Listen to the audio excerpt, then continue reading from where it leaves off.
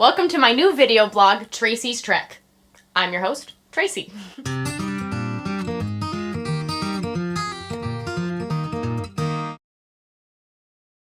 So our stake announced last week that we're going to be going on Trek this summer, and they had some of the older kids talk about how it was this amazing, life-changing experience. So I thought I would make a video blog to show you what Trek is like. And so you can see if I, your humble host, actually changed too. Since I'm doing this for personal progress, I get to bring my camera and document it all. For those of you who have never been on Trek, that's where the youth and the leaders go out and have these incredible spiritual experiences. And they go out and they pretend to be pioneers, and they pull hand carts and eat trail food and experience hardship. And it's supposed to be really wonderful. Which brings up the question, how hard is it going to be? I mean, I'm not in bad shape. I don't know what shape I am in. And I don't want to embarrass myself.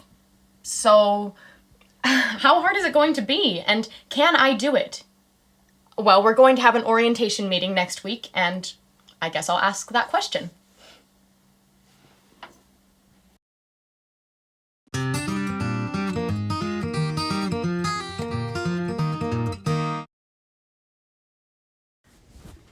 Hi, welcome back. So, we went to the meeting and I asked the question how hard it was going to be. And Brother B, our trail boss, said, "Don't worry, you're going to have a lot of time to prepare." So I guess it's actually a pretty tough activity. Although we are going to have a lot of practice hikes to get us ready. And we're going on the first one in just a few minutes. But they also talked about all these other things you can do that can make Trek a really horrible experience. Like if you don't drink enough water and you get dehydrated, or if your shoes aren't broken in and you get blisters, or if you get dehydrated, or if you get really bad chapped lips, or if you get dehydrated, or if you forget your insect repellent and the mosquitoes get you. Oh yeah, and there was one more thing. Don't get dehydrated. Tracy, Miranda's here. Send her... Oh. This is my bestie, Miranda. Are you recording this? She's going on Trek, too. Do you want to be on my Trek blog? Sure. What do I do? Just tell them what you learned in the meeting and what we're going to do. Something about water. And don't walk by the wheels or your foot will get run over. And don't get your skirt caught in the wheels, because otherwise you'll get your knickers in a knot. Our leaders said that proper footwear and socks are really, really important to help prevent blisters. So I went to a secondhand store and I found these boots. And while they are worn in, they still need to get used to me. They look like boats. Yes, they do. But they fit perfectly, and evidently that is what is important. Miranda, on the other hand, has decided to go with the tried and true running shoe. Mm-hmm. Tell us about them. They are the good kind. As you can see, purple. You know, if you're going to be on this blog, we're going to have to work on your presentation. So, our training goal is to build up until we can walk 3 miles an hour. Some people say 4 miles an hour. And I guess if you can walk that fast, then once we get on Trek with all the people pulling hand carts and walking, then we won't be going quite that fast, but I guess we'll be fine. What do you think, Miranda? Thank you, Tracy. Well, 3 miles per hour doesn't sound fast, but if you had to do it for several hours, 3 to 4, well, that could be a challenge. Oh, it's okay. Right.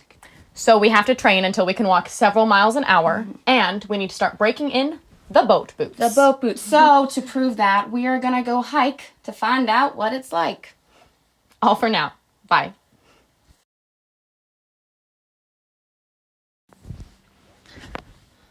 Oh my stars. Well, we did it. Mostly. Just bury me now. I mean, it was our first hike, so maybe we're not very objective, but the leaders were right. Our shoes need some breaking in. My dogs are barking. How are your feet, Miranda? I guess they don't hurt more than anything else. You know what surprised me? I think some of the leaders are in worse shape than we are.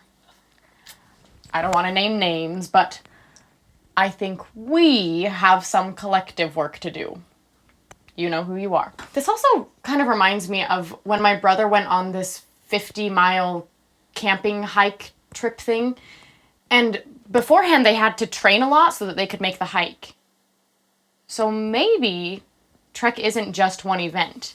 Maybe it's building up the endurance before. Miranda, we've been thinking about this all wrong. We're on Trek right now. That's all for now. Bye.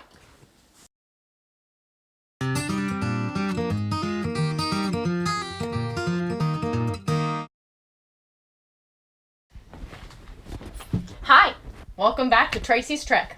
I'm Tracy. And I'm Miranda. So last episode seemed like a little bit of a downer, Just bury me now. but we've been going on more hikes and we're getting much better. Yes. It's not as bad. Not as bad as when she was No. laying on the couch whimpering after the first did one. it for dramatic effect. Okay. It has been nice to get into better shape. I like being stronger. I do too. And some of the leaders have been able to keep with us pretty easily now too. Speaking of our leaders, they told us to try and find some pioneer ancestors so that when we go on Trek, we can think about them when we walk. Right, but my parents joined the church, so we don't know who our pioneer ancestors are or if we have any. And I don't have any either. But So our leaders told us about this really cool website, the Overland website. And that's where you can look up real records of people who went on Trek. And we found 2 sisters. Sarah and Emma James. And the really cool thing about these sisters is they're about our age. So people just like us did what we're going to do. They're not exactly our age. Emma No. was 16 and Sarah James was 19. So I will be going as Emma. Oh, no. I'm going as Emma. I'm not going as the old one. She's 19 years old. I saw a thing where it said the 19-year-olds were listed as spinsters. Well, we will work this out and get back to you. That's all for today.